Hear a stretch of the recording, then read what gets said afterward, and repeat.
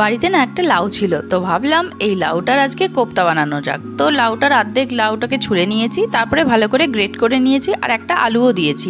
তো এর মধ্যে দিলাম নুন, যেরকম লাউটাকে কেটেছি ওরকমই আলুটাকে ওইভাবে গ্রেট করে ওর মধ্যে দিয়েছি নুন। নুনটা দিয়ে ভালো করে চটকে ওর মধ্যে দিলাম বেসন, অল্প একটু কর্নফ্লাওয়ার, কালো জিরে, হলুদ, লঙ্কা, আর দিলাম একটুখানি সামান্য একটু স্বাদ মতন চিনি। সব দিয়ে এটাকে ভালো করে মেখে এবার লাল লাল করে আমি বড়া বানিয়ে নেব।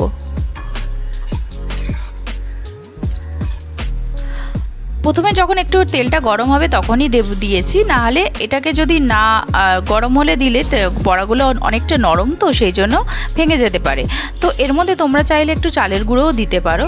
তো আমি একটু কর্নফ্লাওয়ার দিচ্ছি, তাতে একটুখানি মচমচে হয়েছে। তো একটা মশলা বানিয়ে নেব। দেখো এর মধ্যে দিয়েছি টমেটো, পেঁয়াজ আর কাঁচা লঙ্কা দিয়ে একটা পেস্ট বানিয়ে নিয়েছি, আর কড়াইতে দিয়েছি গোটা জিরে ফোড়ন। তো এবার ওই যেই মশলাটা বানিয়েছিলাম সেটা এর মধ্যে দিয়ে ভালো করে কষিয়ে নেব।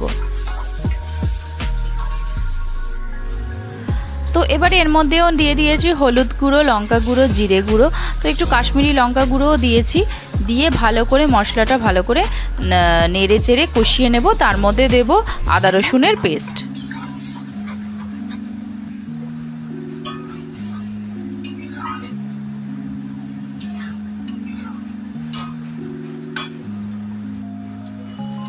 তো আদা রসুনের পেস্ট দিয়েও ভালো করে কষিয়ে টষিয়ে সব নিয়েছে। এবার এর মধ্যে দেব একটা আলাদা রকমের জিনিস, যেটা হচ্ছে নারকেলের দুধ, যেটা নারকেল ভালো করে মিক্সিতে আমি পেস্ট করে নিয়েছি, সেই নারকেলের দুধটাও এর মধ্যে দেব। তো ওটা লাস্টে দেব। মশলাটা কষানো হয়ে গেছে, এর মধ্যে এবার বড়াগুলো দিয়ে দিলাম। বড়াগুলো দিয়ে হালকা হাতে একটু নাড়াতাড়া করতে হবে, কেন কি বেশি জোরে করলে বড়াগুলো ভেঙে যেতে পারে। তো বড়াগুলো খুব সফট। তো এবার নারকেলের দুধটা এর মধ্যে দিয়ে দিলাম, দিয়ে ভালো করে নেড়ে নিতে হবে।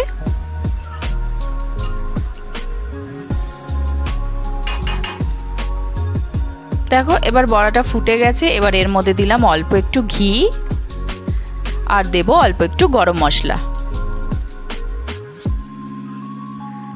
ব্যাস, আমাদের লাউয়ের কোপ্তা কারি একদম রেডি। আমাদের কোপ্তা কারি একদম রেডি হয়ে গেছে। এটা বাটিতে আমি সার্ভ করে নেব।